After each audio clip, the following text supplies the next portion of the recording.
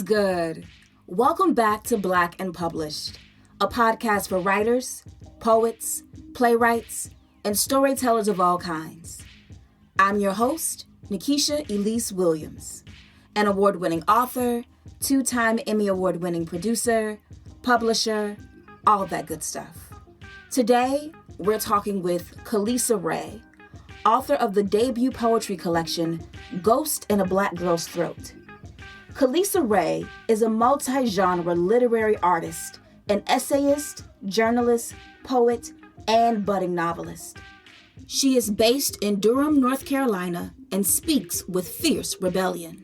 Khalisa says being a writer in the South and the only Black woman in many spaces, she has learned many lessons in her publishing journey through trial and error. Khalisa is the author of The Real Girls Have Real Problems chapbook.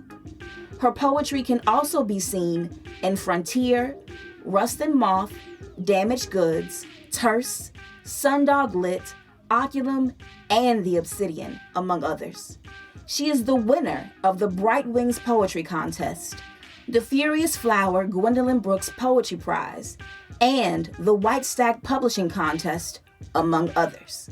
Currently, she serves as the founder of Think and Ink and the Women Speak Reading Series and Writing Center Director at Shaw University. Her debut poetry collection, Ghost in a Black Girl's Throat, is out now, right now, from Red Hen Press, and will be coming out from White Stag Publishing in the winter of 2022. So, in this conversation, Khalisa and I talk about trauma as it relates to sexual desire and relationships, how learning her body helped her finalize her poetry collection, what it means to actively take control of our joy by letting toxicity go, and refilling your creative cup even when it's not for a coin. Black and Published family, let's welcome Khalisa Ray to the show.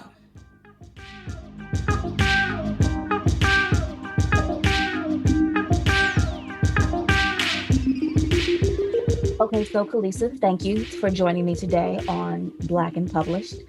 Congratulations on your new debut poetry collection, Ghosts in a Black Girl's Throat. Very provocative title. Thank you. You're very welcome. So I always like to start the podcast by asking, when did you know that you were a writer? Ooh, that's a good question. I've always been. I always tell people that I have still the Tupperware containers that are filled with my old fiction stories that I used to write when I was 7. My mom still has them back in Gary, Indiana, and she's shipping them to me actually, because I've always written. That's what I've always wanted to do, was to tell stories, whether that was through making up skits and monologues and acting. My parents put me in like performing arts classes in school very early. So I always was creating story, developing some type of story or like creating another world. So yeah, I would say I was like born telling stories and being a writer. But I would say as an adult, probably when I hit college was when like I started calling myself a writer. But even when I was 6 or 7, I would be like, Mom, I'm going to be, a famous actress and an author because I'm a writer and I tell stories. But I think I took myself seriously in college. Yeah. So I'm going to get there to the college story, but are you from Gary? I am from Gary, Indiana, and then moved to Maryville. And then in college, I spent most of my time in Chicago, but like my immediate family still lives in Maryville, Indiana. But I was in Gary and born and raised there until my first year of high school. High school spent that in Maryville. And then in college would just like fly into Chicago and spend most of my time there. So yeah. Okay. Why, what's up? Because I'm from Chicago, so I had to know. What? Get out of here. Yeah, I'm from That's Chicago. dope. And then my godmother lived in Gary. She just moved to Atlanta, but she lived in Gary. So I was like, oh, snap, fellow Midwesterner. No, I swear to you that my mom or probably one of my parents or my cousins knows your family because they know everybody. They know everybody. We'll talk. Let's get back to the writing after this Sure. little detour, catching up with Cuz. Yeah. What was the moment when you were in college that made you take yourself seriously as a writer? So, well, it's funny we talk about family and where we're from because that connects. So I think my sister was a filmmaker and a film writer. And you know how your big sister, you want to follow in their footsteps. I always was looking for the thing that like grounded me and made it like official that I like did something. Because as a young person looking at, my role model, my sister, I always kind of felt like, no one took me seriously. As the baby of the family, I kind of was like, well, everybody laughs at me and says, ha ha ha, she thinks she's going to be a famous writer and actress. And it wasn't until college, I always say you need somebody to give you validation when you're an artist. Like somebody along the way has to like tell you, no, you can do this. And I had this pivotal moment where I actually started out, and that's kind of what the book is about. I started out at a PWI. And I didn't receive the validation there in Wilmington because it has such a deep rooted history of racism and oppression. It wasn't, ironically, until I transferred to NCNT, which we know is a famous historically Black college, did my first semester. The director of the English department looked at me, called me up, and she's a blind, like renowned poet. And she was like, just hearing your voice and hearing you speak and how powerful you are, you're going to do this for the rest of your life. And literally, that was the moment that I was like, so first of all, how you know? Because you can't see me. You've never met me. Like, you don't know anything about me. I'm just a new student. Instantly, that's what she said. And that was the moment that I was like, if this woman who's like directs the entire department, has all these accolades, like never met before, can't see me, but said like just off the power of listening to my words, she knows that this is going to be my lifelong career, then like, there we go. That's it. So yeah. Yeah, you never put a question mark where them old Black aunties put a period. Right. Right. So then how did that transfer into you? Because being validated so young is one thing, but then like making a living and making this artist life Mm-hmm. work is another. So what is Mm-hmm. that story? So, right. I mean, it happened immediately. So when she told me that, I'm not kidding, like literally that lit a fire for career driven mindset. Like as soon as she said that, I was like, okay, then we get into work. So do you know literally the days leading up to me graduating from North Carolina A&T University, I got a group of women identified poets, Black poets together in our class because this class was a poetry class that she ran. So I got a bunch of dope poets together and we decided to start a business while we were still in our final weeks before we graduated. And we were like, you know what? And at the time, of course, like we thought it was just going to be a group. We didn't know it was going to become a business.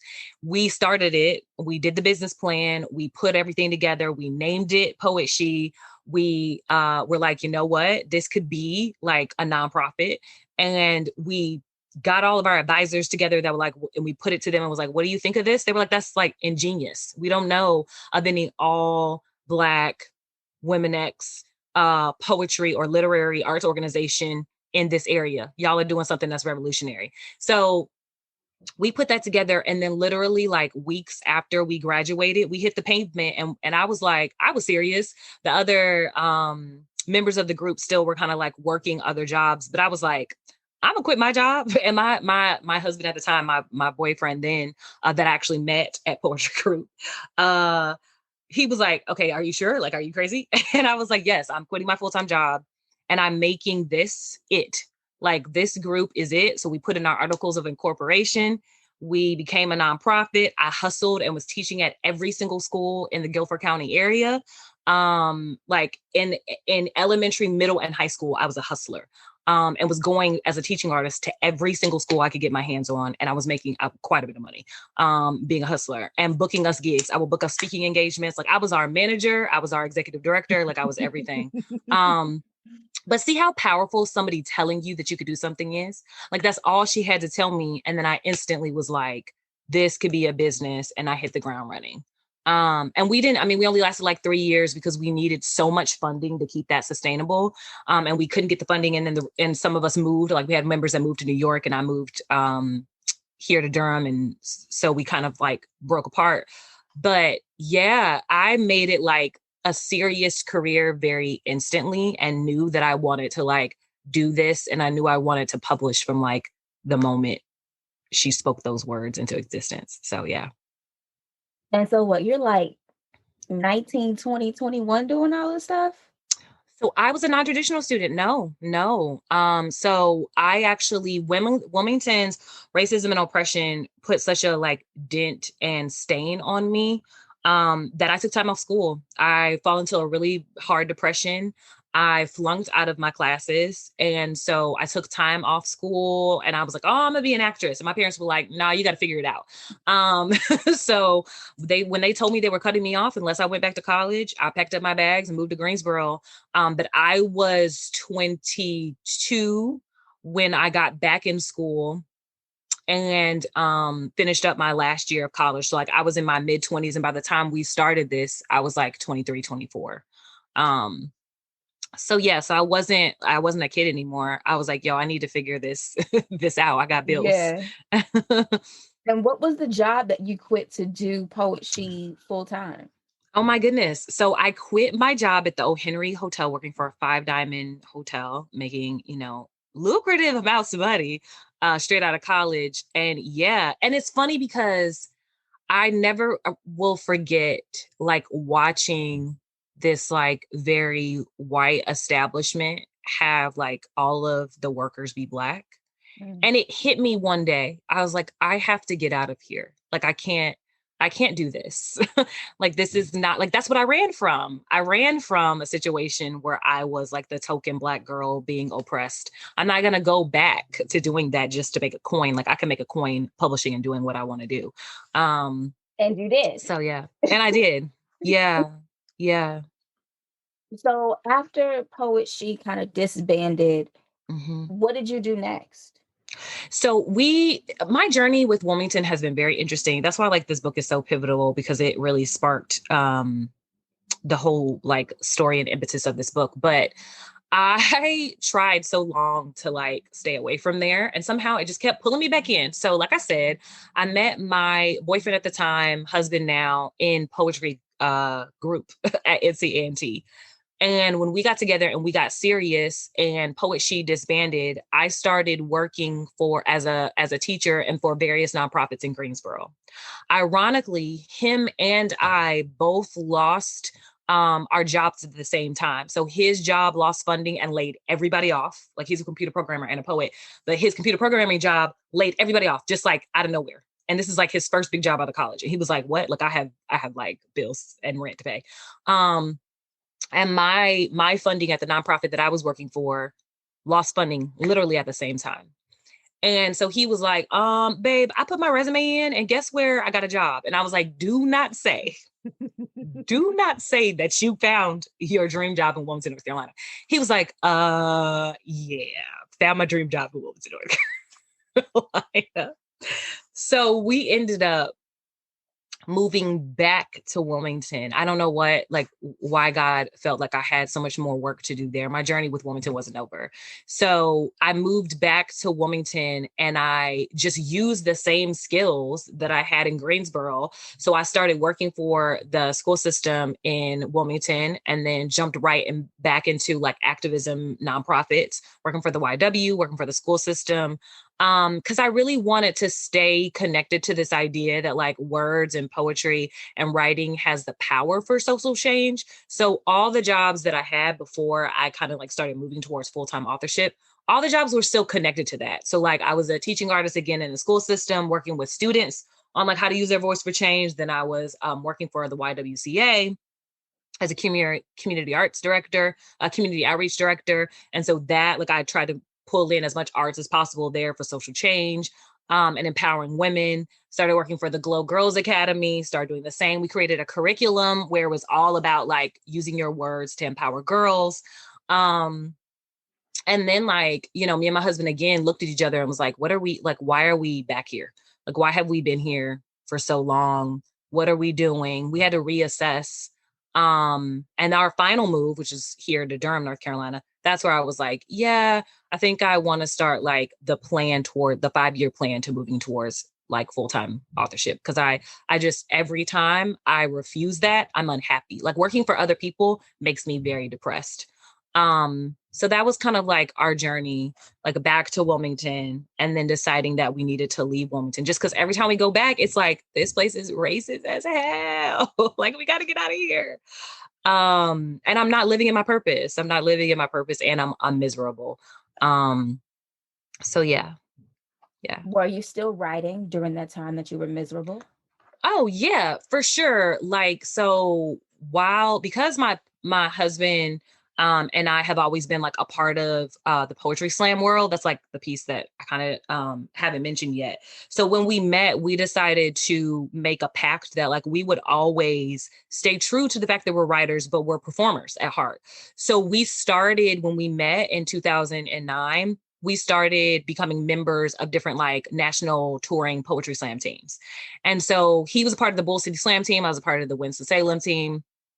We moved back and forth to Wilmington again, and we just stayed true to that. So we would um, go to every national competition.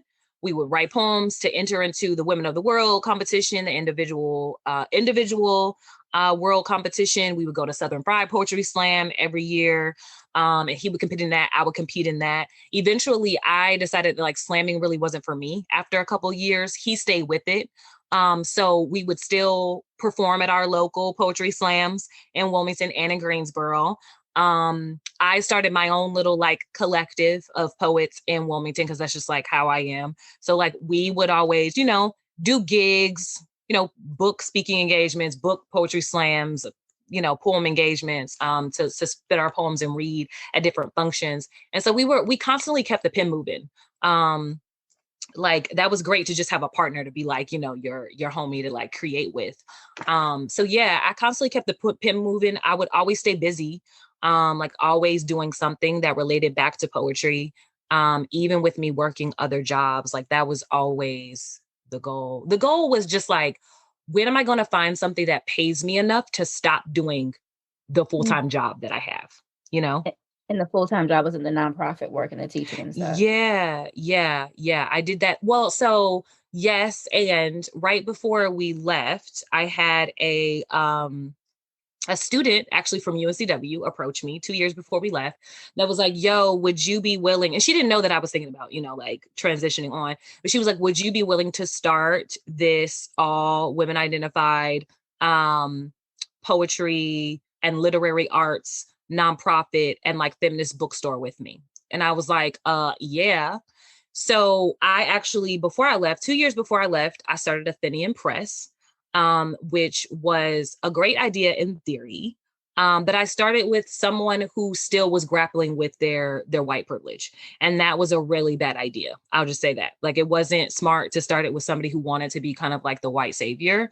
But yeah, so like that was my attempt to see myself doing it full time. Like I saw the little like peak of light because we did start something pretty powerful. Like there had never been an all women identified literary arts organization with a book. We bought a brick and mortar. Like we raised $40,000. We bought a brick and mortar. We opened a bookstore, a coffee shop, a resource center, and we were doing programs for 2.5 years. Right before me and my husband were like, and we out. But like, yeah, we started that and it was amazing. And again, couldn't sustain it. One, because me and my husband decided to get married, but two, there wasn't enough funding. There just like wasn't enough at the time with us being so green. We couldn't find the funding that we needed to keep it going. And it was such a like revolutionary idea in Wilmington at the time. They're still going, like she decided to revamp it, and keep it going. But yeah, that was my peek into the light of like, I could actually do this full time and like have people pay me, not just for my writing, but to teach other people how to write and like be empowered as well. So yeah. I'm kind of like in awe of like all the things that have happened over this journey so far, and we still haven't gotten to the book. Um, but you said, so if that was the peak into the fact that you could do this Mm-hmm. full time, you also Mm-hmm. mentioned you had a 5-year plan. Yeah. What were the steps in that 5-year plan, and how did you execute them? And what has been the culmination of that?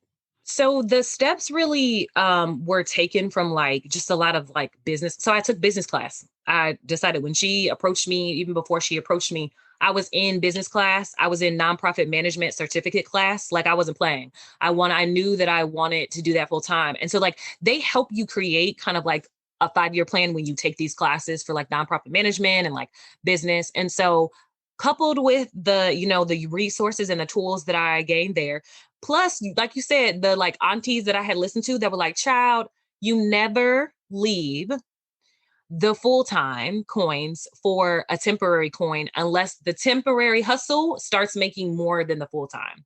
And so that was like the structure and the framework for the 5-year plan that I built. I was listening to those wise sage words. And so I was like, okay, so what do I need to do? How many speaking gigs? How many books or poems do I need to publish? How many stories do I need to write? Because I was a journalist too. Like I was grinding on top of Athenian. I was writing stories for the local newspaper. And so I was like, okay, so how many stories would it take? How many would I have to publish to make up for, the full-time salary that I was making at this nonprofit? And so I really built it backwards. And I said, like, what do I want to make at the end? How many books, poems, stories, and how can I leverage all of my resources? So what I did was this is crazy, but I went on Craigslist and I just like put a call out for people that knew how to like brand and create like somebody's brand as like an artist or an author. And I was like, look, seeking people that know how to create a brand and build a full-time author, like artist life. And do you know, I found some like really dope people.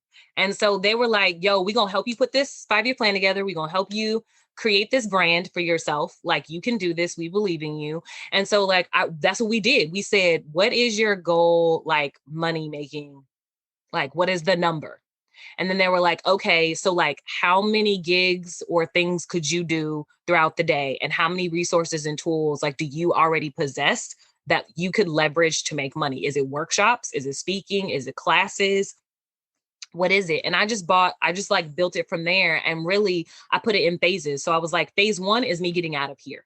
So like, I have to leave here because what I know is I can't do this full time if I'm like constantly anxious and depressed and unhappy because of oppression here. Like, because your creativity gets stifled, right?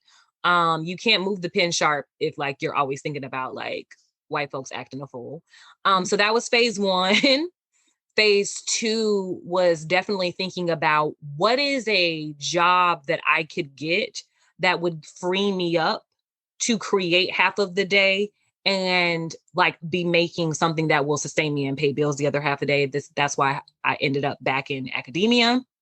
Because in Wilmington, I was teaching on and off at the college. And so like moving here to Durham was a part of like phase 2, which was like, okay, so working for the college, working for the university is still in the writing field, but it'll free me up to do that. And then I just like build more phases. And I said, okay, so like, what does that look like? Phase 3, does that mean like still staying connected to academia? It ended up that it didn't, right? So that's just like, it's academia so much that like you will learn quickly that trying to like be a full-time author and work in academia is a lot. So phase 3 was like being true to the amount of hours it takes to commit to full-time like authorship and saying like, nah, that looks like me doing things that like bring me more joy, things that are like quicker and easier throughout the day. And then like I'm still building 4 and 5, like those are still things that are like morphing and changing because of some recent decisions that I've made to transition like out of my full-time position now. So that's kind of how I built it. Just like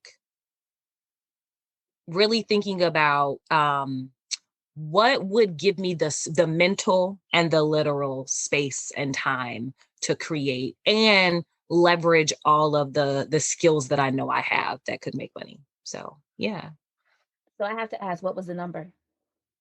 I'm in all your business. I want to know. I have to ask, what's the number? Can't give you that, but what I will say is I will give you a ballpark. So like working for the nonprofits that I was working for, like I was averaging in Wilmington, like 40K, right? in my salary. And like moving to Durham, that's gone up because of the economy and it's a different place and it's bigger, all those things. But so at the time I was making like 40K, you know, as a like late 20 something. And I was like, okay, y'all tell me, what does that translate to every 2 weeks? And so I looked at that and I was like, you know what? That's actually not that much money. Like I could just publish some stories real quick. I could do 3 poetry workshops, 3 stories, and a speaking engagement, and spit at a slam or something, and get, you know, that a couple thousand every 2 weeks. So that's kind of like, that's how I looked at it, just to give you like a general ballpark.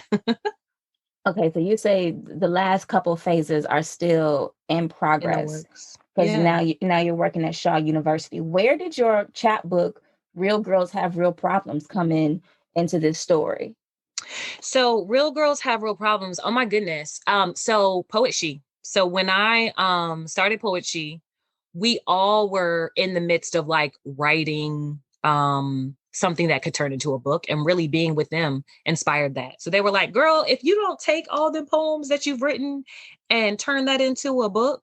And we had, you know how like poetry groups have like a venue, you know, thank goodness for that venue, because that's how Real Girls Have Real Problems got published. There was a woman that would come see me perform at our venue in Greensboro. And she was like, do you have a book? And I was like, no, I'm writing one. And she was like, okay, well, I work for J Car Press and Sable Books. We would love, like, send me your book. We would love to publish that. And the rest is history. That was in 2011, like, you know, a year or so after college. And she was like, give us a year.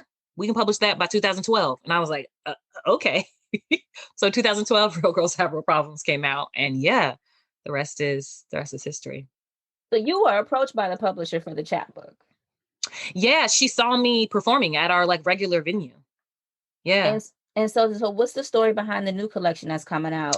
It's the full length collection for Yes. Ghost in a Black Girl's Throat. Yeah. Do you know it's something very similar? So I went to, it's just like weird how things like don't happen the way you think they are, and people like just show up.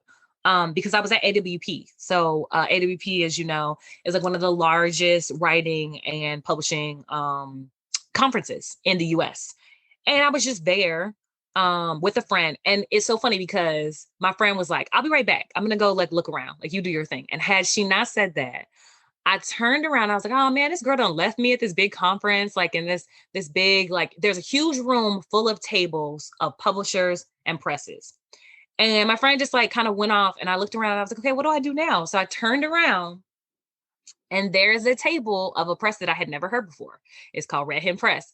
And I was like, and you know, me just like trying to look like I knew what I was doing. I just walk up to the table and I'm like, hey, how's it going? And there was a guy up there who said like he wasn't with them. He was just like a volunteer. And he starts asking me randomly who I am and what I do. And I was like, why is this random dude? Like, he don't even work for the press. Why is he asking me who I am? And so he was like, what are you working on? And I was like, okay. I was like, I'm trying to shop my book that I did in my master's program. I just graduated from my MFA program at Queen's University. And I was like, and I had 2 like award-winning teachers. And I was like, I'm really trying to sell this book. I'm going to be honest with you. And he was like, wait a minute, who were your teachers? And I was like, Claudia Rankin and Ada Limon. And he was like, are you serious or are you joking? I was like, no. Like, look it up on the website. Those were my teachers. I was like, but not only were they my teachers, they helped craft my book. They were my thesis advisors. And so he was like, you're joking. And I was like, no. He was like, okay, so what I need you to do is I'm gonna give you my card. You're gonna send me that book. And I was like, wait, what? I was like, wait, excuse me? And he was like, I was like, who are you? And he was like, so I said I was a volunteer, but actually I'm an acquisitioner that acquisitions collections and books. And I was like, wait, who? I was like, okay, God, you showing out today. So he told me, he gave me his card, and I still thought he was joking, or it was like it was a scam. And I literally sat on his card for 6 months. I could lie to you not. Me and my husband would be like, is this a joke, or is he being funny? And there was one day when my husband was like, have you messaged that guy yet? And I was like, you know what? I should message him today. I should send him my book today. I sat on that thing for 6 months, and I messaged him, and it was like getting closer to the end of the year. And I was like, if I don't message him now and send him this book, I'm going to lose this opportunity. And I did. And the rest is history. Yeah. Well, damn. You are the second person I've talked to that just had publishers approach them, and the other person was also a poet. That's dope. So when you were putting this collection together, because you said it was part of your MFA and your thesis, Mhm. were were you intentional about making it about, ancestral call and response and spiritual healing? You know what? At the time, no, I didn't know that that's what the book's like primary theme was going to be. I knew that I wanted to write about my experience in Wilmington. And I knew that I wanted to really call back to like the sad irony of the fact that I am a survivor of trauma and like child sexual trauma and abuse, and how I really feel like at every major point in my life, there's been a remembrance of the trauma. So when I met my husband, ironically, I talk in the book about how I had trauma remembrances. It just came out of nowhere.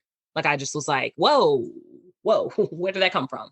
Same thing happened in Wilmington. I thought that growing up in like the Gary, Chicago area, I had this like, I know nothing about Southern racism. And then I was like, whoa, yes, you do. Like I was the only Black girl in my private whitewashed Christian school. I was like, girl, stop tripping like you don't know nothing about racism. Like you went to the South and thought somehow like it's almost like I went through these phases of like blocking out memories of things. And so it wasn't until I like put the collection together and gave it to other people where they're like, whoa, girl, this is what this is about. Like, I don't know if you know, but like you got something spooky going on here where there's like a lot of um like unearthed, hidden trauma and ghosts that you've got that keep drumming up in moments of your life. And I was like, whoa, yeah, you're right. Like that is what this is about. It took a while. It took me maturing and giving it to older, kind of like wiser people to tell me that that was what was going on. But yeah. What role does trauma play in your work outside of just the poems that you wrote for this collection? Like, does it inform it every day? Like, are you always dealing with it? Is it always there? I would say 85% of the time it's always there. It's interesting because this book and even the new work that I'm writing now, it's much about the body and desire and like sexual freedom because that's a moment of trauma in my life. One of the many traumas that I've had. And so I think that trauma is always informing my work, but in an interesting way, it's also freeing me up to say F that, I'm going to do the opposite of, you know? So I think at all times I am responding to the trauma that has like for so long buried me down. Even if it's me writing pieces to say, nope, I'm not going to let that burden me. I'm going to negate that and do this in spite of. So yeah, I think a big majority of my work, because I'm still in the midst of it. Like I'm Mhm. still very much so in the midst of, as it says, like in the description for the book, like I am still learning to speak to the ghost and grapple with them and learn to put them to rest. I'm not done with that yet. Literally and metaphorically, I'm still in like intense healing and therapy around that. So yeah. What have you learned in excising some of this trauma from your body? I have learned that you're a couple things as an artist and as a writer, your work turns into something completely when you start to exercise these demons and these ghosts. It is something new happens that ironically happened as soon as this book writing was over. I don't know, maybe like I needed to get this out, and this was like the like first demon I needed to like exercise, and then like there was a new phase that was going to come out after getting this book out because there's something new that's happening with my writing now, and I'm learning that that's what happens the more you do the work to heal through that. You will see a new language and a new voice start to come up that you don't recognize. As a person, I am also learning that you start to put yourself first, which is like much of what I've been kind of like telling you in my journey. I think at all times I've been grappling with like the trauma response, which is like people pleasing and like living for other people and working for other people and like being a yes man and doing what I really want to do, and seeing the direct correlation between like how I am miserable and sad and depressed when I am not like living for like what holds true to me, which is like being free to create full time. Like that's what makes me my happiest. And so like I think that's what happens when you start to exercise the demons, is you learn like a lot of the stuff you were doing before and like the people you were rocking with and the people you were pleasing. That's like you have no space or room for that anymore once you start like exercising those demons of trauma. So with the title "Ghost in a Black Girl's Throat," did you ever it evokes the image to me of like choking or suffocating. Is that Hmm. how you felt when you were writing? Or is that just Um, the image you wanted to evoke? no, it was, I mean, and I don't need to be like fluffy and like spooky wooky, but no, literally like something happened to me. So I found out, it's like so crazy how life works. I found out that I have an autoimmune disease. And so that's still undiagnosed, and I am still like going through how to like process that. And you know what they told me? They told me that much of that is a result of trauma. And so I went through this thing, or while I was working for the YW, which is why I left. Um, I would go into work and my throat would feel like it was closing. Mm. And I started having constant panic attacks. Like I couldn't function. It was really, really bad. So my husband would have to like sit there with me at work. It was sad. And then he'd have to like take me home because I couldn't work. Like I couldn't function. So eventually they were like, well, we don't know what to do. Like, are you going to figure out what's going on with your throat? Because we can't have you like not being able to function. And I was like, well, the doctors won't tell me what is it. And I went to one of my friends. She's a Black yoga instructor and she's a healer. She said, Khalisa, I don't mean to scare you, but yeah, you got like autoimmune and like gastrointestinal like things going on. But also, she was like, some of this is like on a spiritual level. And I was like, what? And she was like, yeah, you have something going on with your throat chakra that you've been silencing yourself and you've been holding a lot of trauma. And she was like, and it's you. She was like, is it tense here? And I was like, yeah, like I can't move my neck. Like I wasn't sleeping. I got really sick because I wasn't eating, I wasn't sleeping, because my neck and my throat was so tight from tension and trauma. Just like, and like, I'm not even exaggerating. It was one of the most excruciating periods I've ever been through in my life. And she was like, so you need to start voicing whatever is going on with you, whatever you're holding in, because until you do, she was like, you're not going to be able to use your throat. Mm. And then when I started, and like, it's making me emotional thinking about it now, but when I started writing the book, I was like, yeah. So I got awarded the opportunity to go to the Poets House in New York. And that's where this book title came from, and the title poem and a lot of the pieces in it. And I my teacher, Safia, who's my like co-editor on this, was like, I want you to go to the library and I want you to take 6 random objects that are like things that you like see in the library or like words you see. And I want you to craft a poem. And I had already like worked on the collection, but it was missing, of course, hella pieces, and it was missing a title. And I started writing, like I broke down crying in the library because I Mm. thought about like what my friend had said, the yoga instructor had said about my throat. And I was like, yeah, like that's the poem. That needs to be the title. So yeah, yeah. So we've been talking about it. I want to get you into reading from it, and I do Sure. want to hear the title piece. So I'm gonna tee you up. I'm gonna read the description, and Okay. then I'm gonna turn it over to you. Okay. So, Ghost in a Black Girl's Throat is a heart wrenching reconciliation and confrontation of the living, breathing ghosts that awaken Black women each day. This debut poetry collection summons multiple hauntings, ghosts of matriarchs that came before, those that were slain, and those that continue to speak to us, but also those horrors women of color strive to put to rest. Ghost in a Black Girl's Throat examines the haunting feeling of facing past demons while grappling with sexism, racism, and bigotry. They are all present: ancestral ghosts, societal ghosts, and spiritual internal hauntings. This book calls out for women to speak their truth in hopes of settling the ghosts or at least being at peace with them. Lisa, go ahead. The South will birth a new kind of haunting in your Black girlness, your Black womanness. You will become a poached confection, honeyed enigma pledging to be allegiant. The muddied silk robe waving in their amber grades of bigotry, your skin a rhetorical question, blood-stained equation no one wants to answer.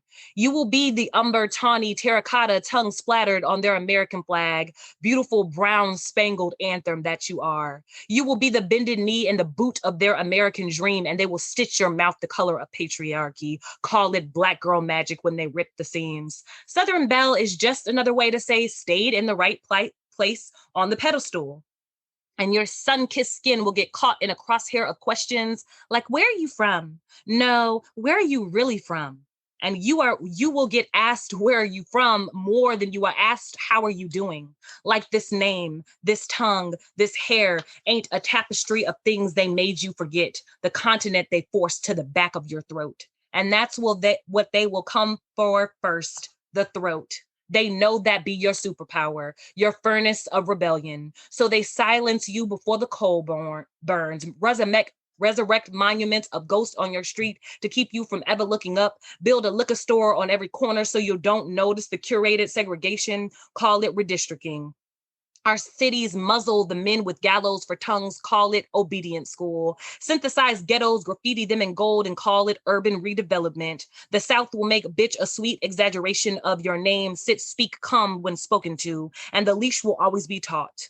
Always gripping around a word you never said, your body an apparition, hologram of its former self. Too much magic in one room turns sorcery, witchcraft, and we be witches, don't we? Reassembling the chandeliers of our reflections, we spin a web of shade and make it a place to rest under, broad oak that it is. And they will suck the jubilation from our gatherings that are now a cancer. We will clap back with shaking hands, because that's all we got. These voices, these throats, this righteous indignation, they will start with the muzzle, always taught to melt the metallic of our wills. They will always be a rusted bit in the mouth of this horse that was too stubborn to ever be spooked by their ghosts. Do you have another you'd like to share? Of course. I think I'm gonna read Southern Foreclosures. It used to be called Guidebook for Those Considering the South Home. And I think the title says it all. 1.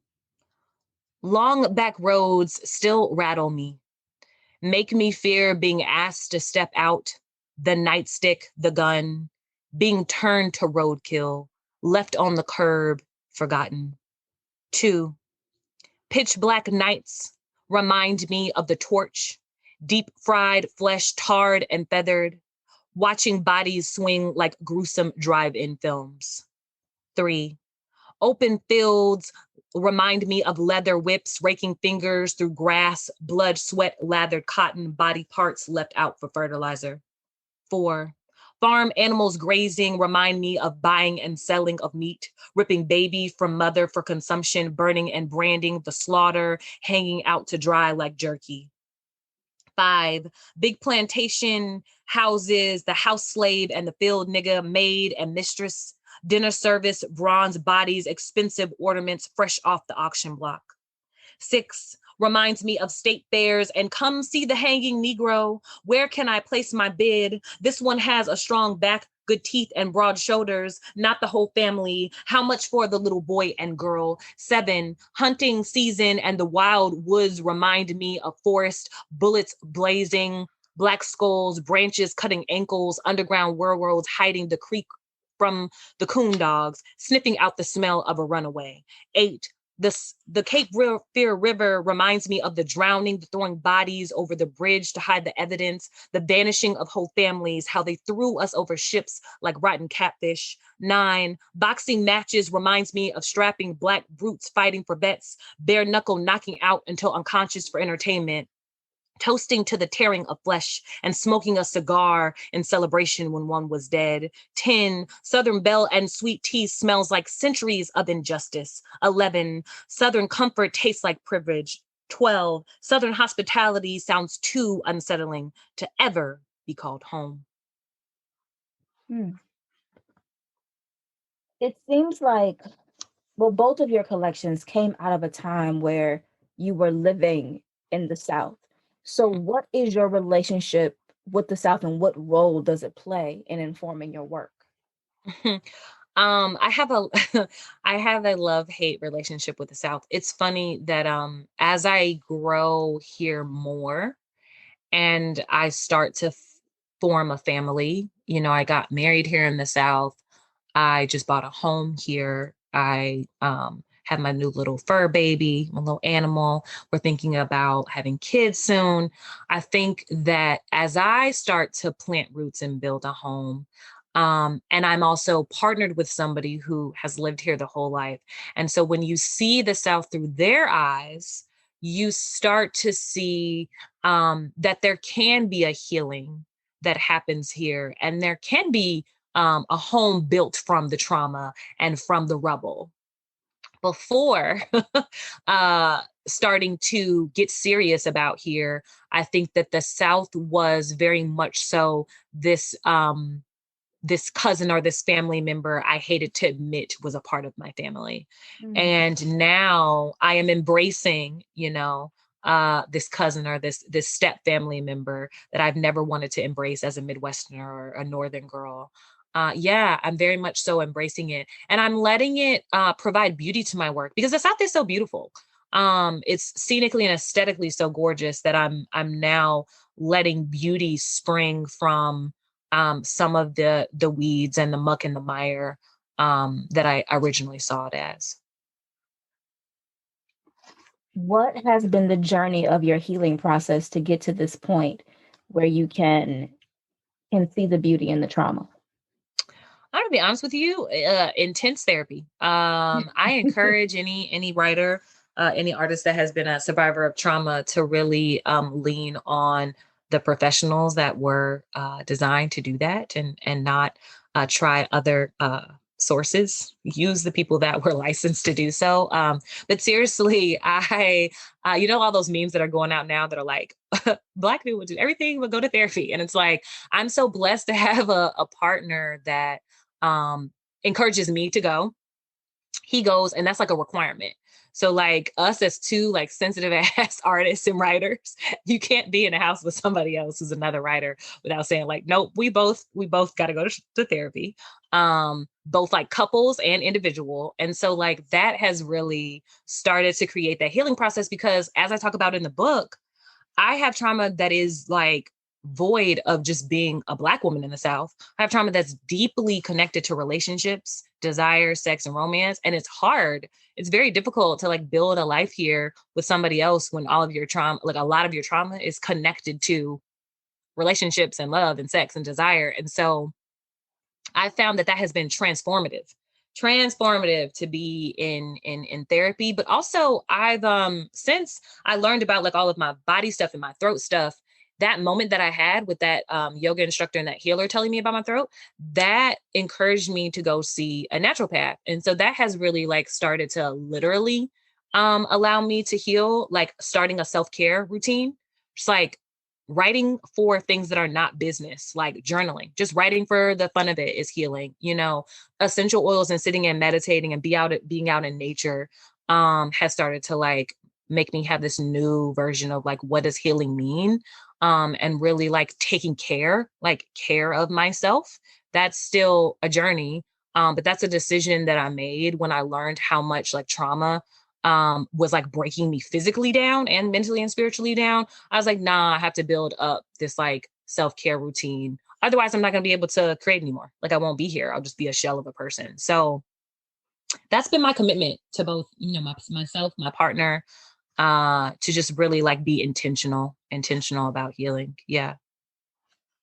How do you actively refill your creativity cup? I mean, what's funny is like some of the stuff that I just named does it for me. Like doing activities that have nothing to do with work and the creation for a coin. Like I always say that to myself. What me and my therapist say every day, you have to do 5 things that have nothing to do with creation for a coin. So don't do something that's connected to somebody giving you a check, Mhm. right? Find 5 things that you can do that spark your creativity. So whether it's, like I just watched Issa Rae's masterclass, and that like broke something new open for me because I'm in the midst of writing a novel and looking for an agent. And like I gave myself permission to do that because there was no money involved. But her talking about like story building and movie and TV writing just like sparked a new section of my brain that has nothing to do with poetry, but it did spark a new love for storytelling that I haven't done in a long time. So I think like watching creators on television, watching comedy specials sparks like creativity in me. Some of the things that I was harkening back to before about just like getting out into the world and people watching. So like I really love watching other people interact and listening to conversations and even watching people argue. Like it's fun, but it also like sparks up um ideas for stories and ideas for new poems and different like creative endeavors that I want to explore. And then I would say finally like meeting people that are out of my like current bubble has really sparked a lot of creativity because I have learned, and this is like, a conversation girl tea for another day, but I have learned that a part of trauma is like putting a lot of people around you that are toxic for you too. And so I have learned that I've had to do a lot of weeding and pruning of like things that were sucking my creativity. But I've been noticing that the more I like meet new people and have conversations with just like random people, artists or otherwise, they have been sparking a lot of ideas and creativity lately about like topics to write about and new creative ventures that I want to do. So, yeah, yeah, That's dope. So I want to transition to the speed round before we get to the last question for the interview. sure. So, what is your favorite book? Ooh, that's a good question. Okay. So right now I am really, so I have like, I'm going to tell you what 2 of my favorite books are right now. My homegirl Mahogany Brown wrote a new book and it's called Chlorine Sky.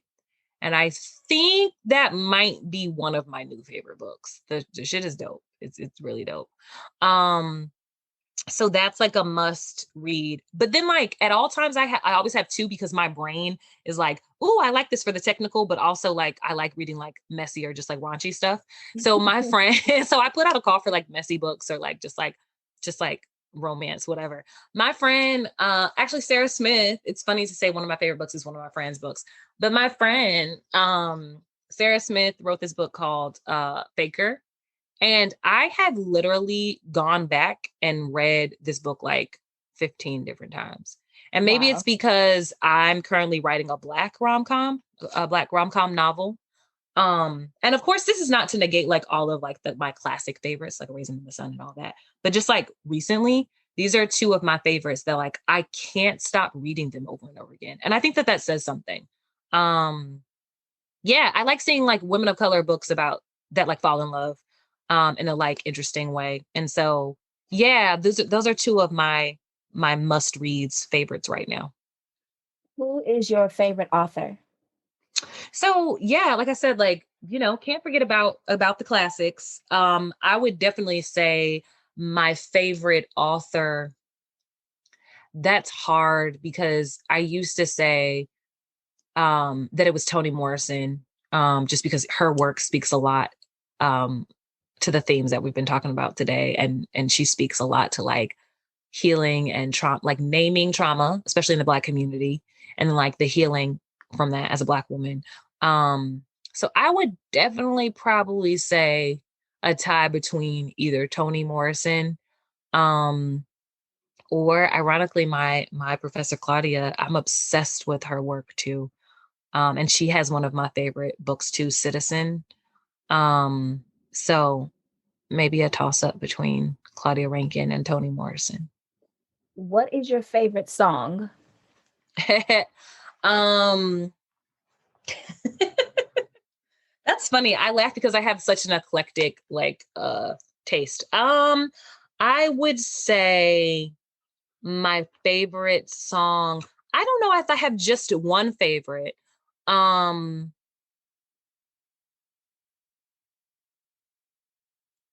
is it weird that like one of the songs that I love to sing is um is Sex on Fire by Kings of Leon? No, that's what you like to sing. That's what you like to sing. I can rip that joint in karaoke, like not to brag, but like I'm gonna have to go find that and listen to it to see what it's all about. Name a poet you think doesn't get enough shine. ooh, I like this one. A poet that doesn't get enough shine. So I would definitely say um hmm, I am in a workshop with one of like the best unknown poets that I know. Her name is Belinda, and she's a member of and I can't, it's Belinda M, and I can't remember how to pronounce her last name, but she is such a hidden gem and a talent that's like immeasurable. And I'm in a like the Luminaries workshop with her, ran by my friend Sophia Faye. Um, and Belinda just like nobody knows. We always say like nobody knows who you are, but like you're one of the best poets we know. Belinda's young. She was like in her 20s. She's like an African poet and just like stellar, like outstanding. Never seen or heard anybody as good as her. So yeah. What role does spirituality play in your life? Ooh, a huge part. I think that spirituality helps keep me grounded, kind of like in the midst of all of the trauma and the sadness that we've talked about and the oppression of like living here in the South and what that comes with. It always provides a lightness to my life and to my work. And then lastly, I would just say it's been an anchor for me because of, we've talked about my journey. It's truly like my faith and my spirituality has definitely been an anchor when things have gotten out of control and rocky. I can always return back to that and know that that's a true constant in my life. What's the connection between motherhood, ancestral memory, and ghosts? Mm, that's a good question. I think that when I was a kid, my mom used to put the oil on the door to cast the ghosts out. And so I think that for me, and with me not, not being a mother, but wanting to be, I think that motherhood and the role mothers play for me personally is almost like she is the like being or the entity that has the power to cast the ghost out. And I think that, this is sad, but also a lot of my like ancestral ghosts are also tied to my mother too. And so, but I feel like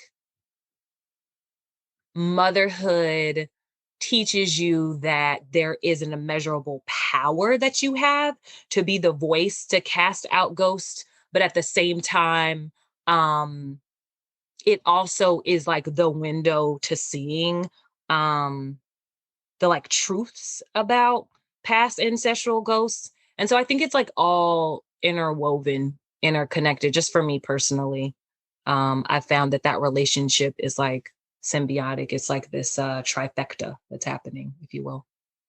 Are you at peace with your ghosts? No. I am trying to be actively working to be at peace with them. What has been your biggest mistake? Mm, I don't know if there's just one. Um, I'm gonna say I'm not gonna point out a one moment. What I will say, because I am back here dealing with this now, what I will say is one of my biggest mistakes, just as a whole, has been what I was telling you before that I've had a hard time dealing with as a result of trauma, which is letting things go and people go that are not for me. Like a biggest mistake that I've made repeatedly. And that has like led to a lot of turmoil and unhappiness. So I would say that not letting go, and I have a poem about that in my book, but yeah. How do you actively put yourself first? I mean, doing that. So like saying no to people and things that aren't for me, pruning out things that are toxic. Um, and kind of going back to what I was saying about like being intentional about healing and self-care. Yeah. Yeah. And asking myself every day what makes me happy. What brings you joy? Um, it's funny, like these questions are like on top of like the last thing I just said. What brings me joy is time with the ones I love and being in the present moment with them. And the thought that one day I will be able to very soon be able to fully create every day, all day for a living. Yeah. And last question for the speed round. What sound soothes you? Mm. The sound that soothes me is the sound. Ooh, this is like so ironic. The sound of the ocean. The sound of the ocean. And like the sound of like my husband's singing voice. Um, Probably those two soothe me the most. So you're on this journey to fully embrace this literary artist lifestyle. You've got a chapbook, a poetry collection, you're working on a novel. When you are no longer here and you are now a ghost, what would you like someone to write about your legacy? Mm, that's a good question. That hit me. I think about this a lot. The only thing that I really want to be remembered for or someone to write about me is that like I came to like help someone. I just want my writing to help somebody find a way out in a way that like I didn't have that.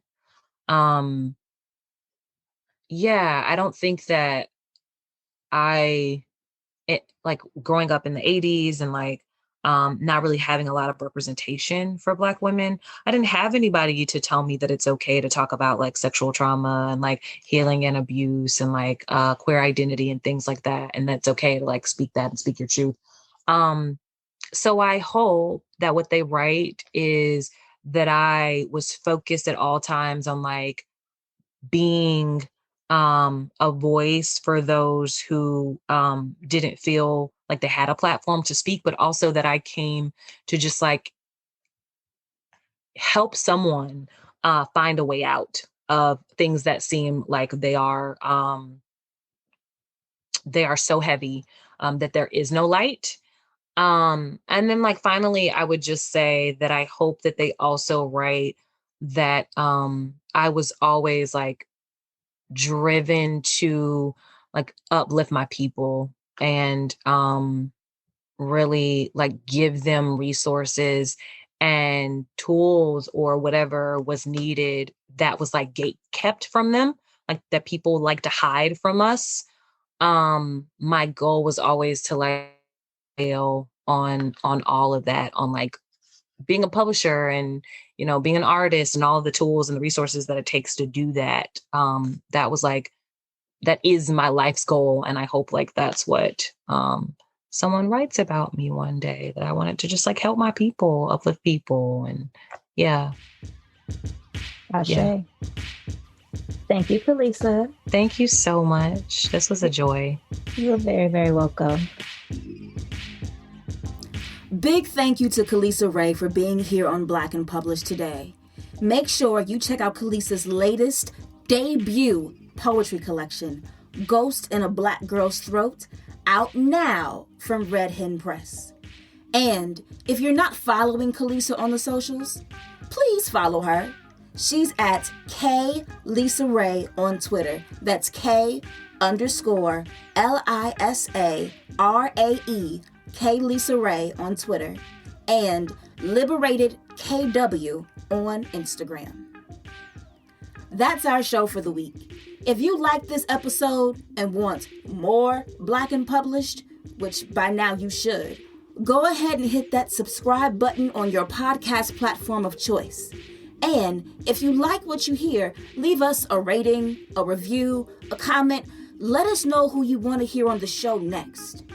You can also follow Black and Published at Black and Published, BLK and Published on Instagram and Twitter.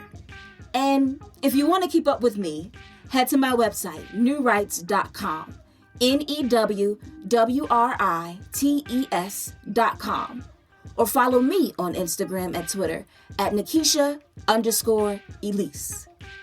That's our show for the week. I'll holler at y'all next time. Peace.